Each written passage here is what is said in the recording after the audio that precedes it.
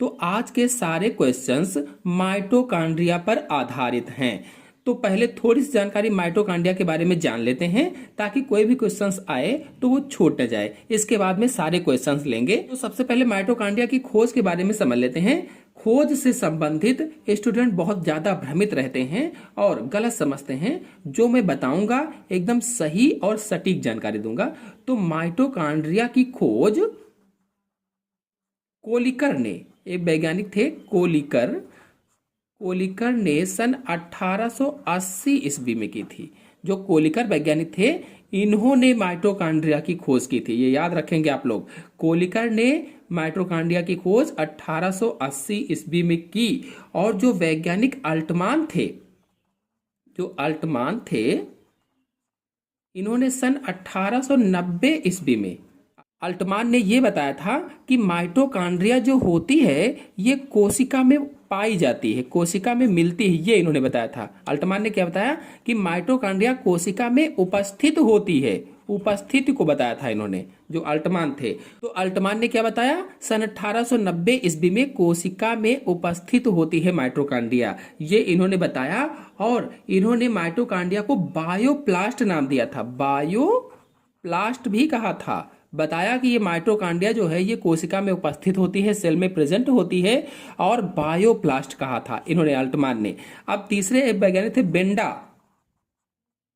Benda ने सन 1898 ईस्वी में, ये जो बेंडा थे इन्होंने सन 1898 में माइटोकॉन्ड्रिया नाम दिया था।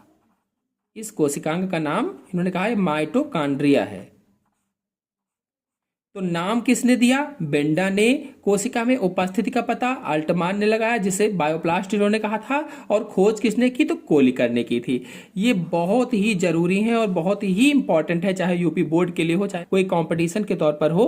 तो इतनी चीजें आप याद रखेंगे, भ्रमित नहीं होंगे। खोज कोलिकर ने की, अल्टमान ने कहा बायोप्लास्ट है और कोशिका में इसकी उपस्थिति को बताया था। और जो बेंडा थे इन्होंने माइटोकॉन्ड्रिया नाम दिया था। चलिए माइटोकॉन्ड्रिया की संरचना को देख लेते हैं, क्योंकि संरचना से जुड़े भी टीजीटी और पीजीटी में बहुत सारे क्वेश्चंस पूछे जाते हैं। तो जो माइटोकॉन्ड्रिया है ये दोहरी झिल्ली की बनी होती है।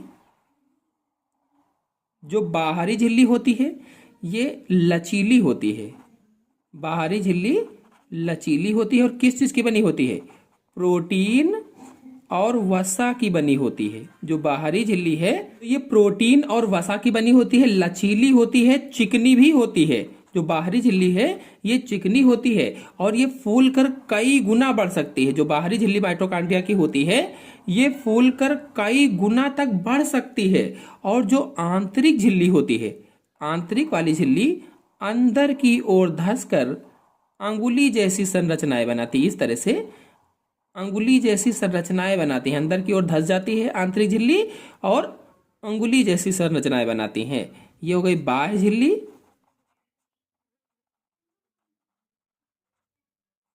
ये हो गई आंतरिक झिल्ली। ये अंदर की ओर धंसकर उंगली सदृश रचना बनाती है। और ये जो उंगली सदृश रचनाएं होती हैं इन पर छोटी छोटी घुंडियां लगी रहती हैं, छोटी छोटी सी घुंडियां लगी रहती हैं। अगर इसको बड़ा करके बाहर की ओर बनाया जाए तो ये इस तरह से है जैसे क्रिस्टी। इसे उंगली सदृश रचनाओं को क्रिस्टी कहा जाता है। क्रिस्टी, इन्हें क्या कहते हैं, क्रिस्टी कहते हैं। और इन्हीं पर छोटी छोटी ये जो घुंडियां लगी रहती हैं, इन घुंडियों को ऑक्सीसोम कहा जाता है, ऑक्सीसोम। और ऑक्सीसोम को F1 कण के नाम से भी जानते हैं।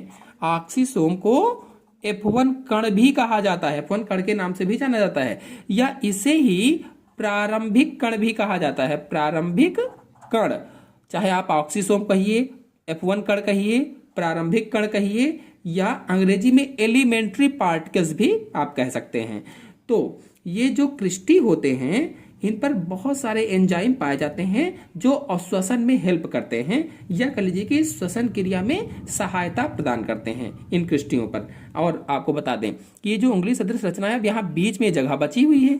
तो ये जो अर्ध तरल पदार्थ से जो भारी गुहा होती है इसे मैट्रिक्स कहा जाता है। ये जो बीच में जगह खाली रह जाती है इसे मैट्रिक्स कहा जाता है। और इसमें होता क्या क्या है, तो एंजाइम पाए जाते हैं। जो मैट्रिक्स है इस मैट्रिक्स में एंजाइम पाए जाते हैं, एंजाइम होते हैं, राइबोसोम होते हैं, राइबोसोम भी इसमें पाए जाते हैं, और न्यूक्लिक अम्ल पाया जाता है। अब तो न्यूक्लिक अम्ल डीएनए भी पाया जाता है। तो ये जो F1 कण मैंने बताए हैं, या ऑक्सीसोम बताया है, या प्रारंभिक कण बताया है, अर्थात एलिमेंट्री जो पार्टिकल्स बताए हैं, इसमें एटीपी निर्माण के लिए एंजाइम्स पाए जाते हैं। जो F1 कण हैं, इन कणों में एटीपी निर्माण के लिए क्या होता है, विशेष एंजाइम पाए जाते हैं जो एटीपी का निर्माण करते हैं। आपको यहीं पर बताते चलें कि माइटोकॉन्ड्रिया को पावर हाउस भी कहा जाता है।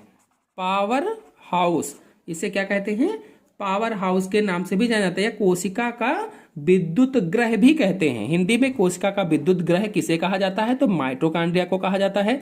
पावर हाउस किसे कहते हैं, तो माइटोकॉन्ड्रिया को कहते हैं। और क्यों कहा जाता है पावर हाउस, तो माइटोकॉन्ड्रिया जो होती है, इसके भीतर खाद्य पदार्थों का ऑक्सीकरण होता है। माइटोकॉन्ड्रिया के अंदर क्या होता है, खाद्य पदार्थों का ऑक्सीकरण होता है, जिससे कि ऊर्जा निकलती है, और ऊर्जा निकलने के कारण यह जो ऊर्जा होती है, जो निकलती है, एटीपी के रूप में बंद हो जाती है, बंधित कर ली जाती है, और इसीलिए माइटोकॉन्ड्रिया को पावर हाउस कहा जाता है। यानी खाद्य पदार्थों के ऑक्सीकरण से जो ऊर्जा उत्पन्न हुई, उसे एटीपी के रूप में बंधित किया जाता है, इसीलिए इसको क्या कहते हैं, पावर हाउस कहा जाता है, या विद्युत ग्रह कहा जाता है। किसका, कोशिका का। और एक नाम दिया गया है इसी का, ऊर्जा का सिक्का, एनर्जी करेंसी भी कहते हैं। ऊर्जा का सिक्का भी इसे कहा जाता है, ऊर्जा का सिक्का भी कहते हैं, इसीलिए इसको ऊर्जा का सिक्का कहा जाता है। तो ये तो हुई कुछ जानकारी माइटोकॉन्ड्रिया के बारे में। चलिए अब सभी क्वेश्चंस को जल्दी से ले लेते हैं। पहला क्वेश्चन है, निम्न में से कौन सा कोशिकांग कोशिका का बिजली घर या पावर हाउस कहलाता है। 4 कोशिकांगों के नाम यहाँ पर दिए गए हैं। इनमें से ऐसा कौन सा कोशिकांग है जो कोशिका का या सेल का पावर हाउस कहा जाता है। आंसर सही होगा इसमें सी, माइटोकॉन्ड्रिया को कोशिका का पावर हाउस कहा जाता है। पावर हाउस कहा जाए, या ऊर्जा घर कहा जाए, या विद्युत ग्रह कहा जाए, कुछ भी कहा जाए, तो आप बता देंगे किसको कहा जाएगा, माइटोकॉन्ड्रिया को कहा जाता है। नेक्स्ट क्वेश्चन है, निम्न में से कौन सा कोशिकांग कैटाबोलिक एंजाइम युक्त होता है। ऐसा कौन सा कोशिकांग है जो कैटाबोलिक एंजाइम युक्त होता है। आंसर सही होगा इसमें बी, माइटोकॉन्ड्रिया। बता दें कि माइटोकॉन्ड्रिया वह कोशिकांग है जिसमें सबसे ज़्यादा एंजाइम पाए जाते हैं, यानी सबसे ज़्यादा विकर पाए जाते हैं, और ये एंजाइम या विकर कोशिकाओं की विभिन्न कैटाबोलिक क्रियाओं में काम आते हैं। जो कोशिकाओं की विभिन्न कैटाबोलिक क्रियाएं होती हैं, उसमें यूज होते हैं या काम आते हैं, और ये एंजाइम जटिल अणुओं को तोड़कर उनसे ऊर्जा को बाहर निकालने में भी सहायक होते हैं। नेक्स्ट क्वेश्चन है, कोशिकांग जिसमें एक कोशिका में वायु श्वसन होता है वह है। जिसमें एक कोशिका में वायु श्वसन होता है वह क्या है।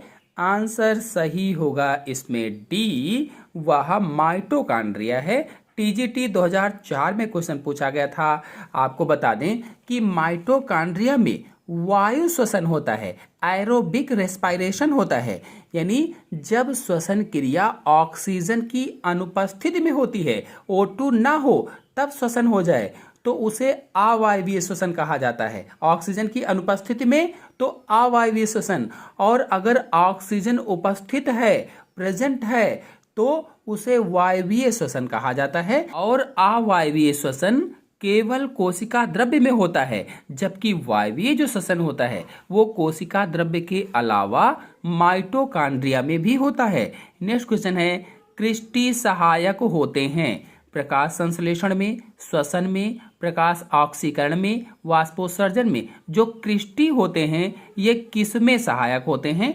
4 ऑप्शन दिए गए हैं। टीजीटी 2010 में क्वेश्चन पूछा गया था, इसका आंसर होगा बी, क्रिस्टी श्वसन में सहायक होते हैं या रेस्पिरेशन में सहायक होते हैं।